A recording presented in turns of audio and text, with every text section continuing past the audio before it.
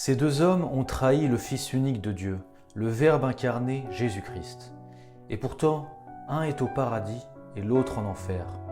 Comment se fait-il?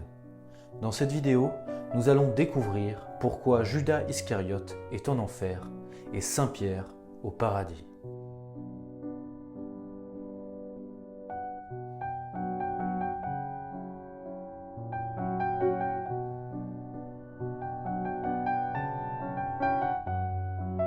Il est écrit dans le catéchisme du Concile de Trente de 1566 que Judas a perdu sa vie et son âme.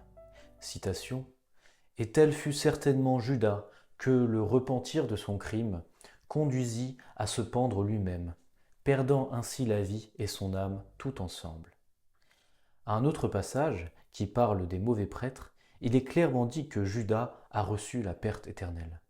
Citation : « Aussi ne tirent-ils point d'autres fruits de leur sacerdoce que celui que recueillit Judas de son apostolat, c'est-à-dire leur perte éternelle. » On comprend pourquoi les pères du Concile ont écrit cela quand on voit ce que Jésus a dit sur Judas dans l'évangile de Matthieu chapitre 26.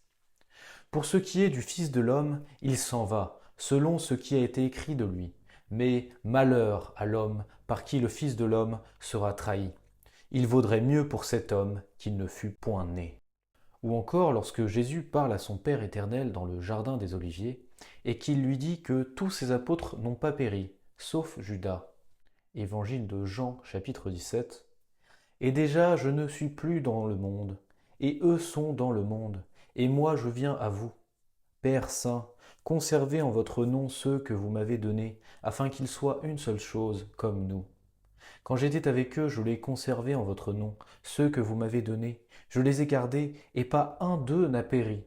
Or le fils de la perdition, afin que l'écriture fût accomplie. » Mais alors, qu'a fait Judas pour mériter un jugement aussi sévère? Contrairement à ce que l'on pourrait croire, ce n'est pas tant la trahison de Judas qui fut le plus grave, mais autre chose. Saint Pierre avait aussi gravement trahi notre Seigneur Jésus-Christ. Il l'avait renié 3 fois sous serment, ce qui est une apostasie et un parjure, 2 péchés très graves. Pourtant, Saint Pierre a été canonisé par l'Église. Alors pourquoi?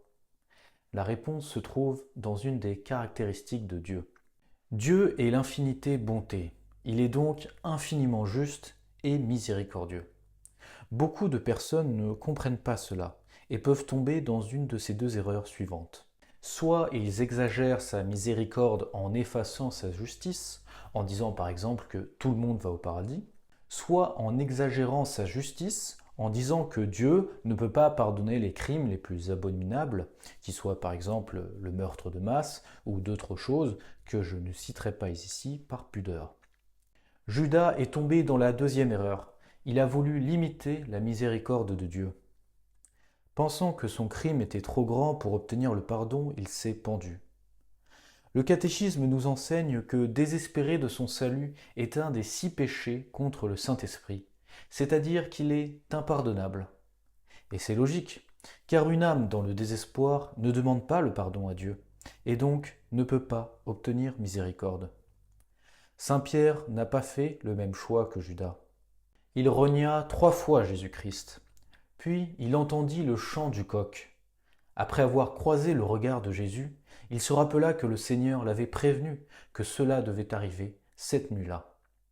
Et il est simplement dit dans les évangiles : « Et Pierre, étant sorti, pleura amèrement. » Tous les théologiens sont d'accord là-dessus.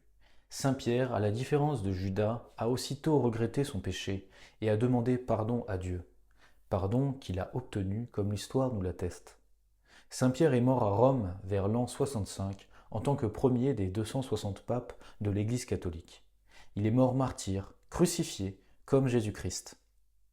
Mais Saint Pierre, trop humble, dit « Je ne suis pas digne d'être crucifié comme mon Seigneur. » Et il fut crucifié à l'envers. Cette histoire nous apprend quelque chose de fondamental sur Dieu et le pardon.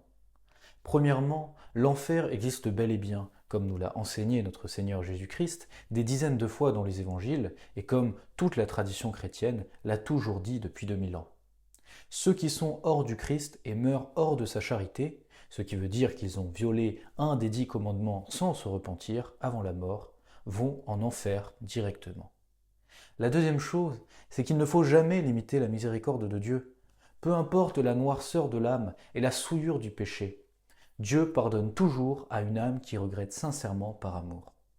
Car Dieu est infini dans sa miséricorde. Et je finirai sur ce passage du catéchisme du Concile de Trente qui résume à peu près tout cet enseignement capital. Les pasteurs ont donc à prévenir les fidèles que celui qui veut s'approcher de Dieu pour lui demander le pardon est obligé d'abord de reconnaître ses propres fautes, puis de ressentir une véritable douleur de les avoir commises, et en même temps d'être bien persuadé que Dieu a la volonté de pardonner à tous les pécheurs qui sont dans les dispositions que nous venons de rappeler. Autrement, le souvenir plein d'amertume et la vue effrayante de tous nos péchés pourraient nous jeter dans le désespoir de Caïn et de Judas, qui ne voulurent voir en Dieu qu'un vengeur et un justicier, et non point la bonté même de la miséricorde infinie. La principale disposition que nous devons apporter à cette prière est donc de reconnaître nos fautes avec une vraie contrition, et de nous adresser à Dieu comme à un Père et non point comme à un juge. En un mot, nous devons lui demander de nous traiter non d'après sa justice, mais selon sa miséricorde.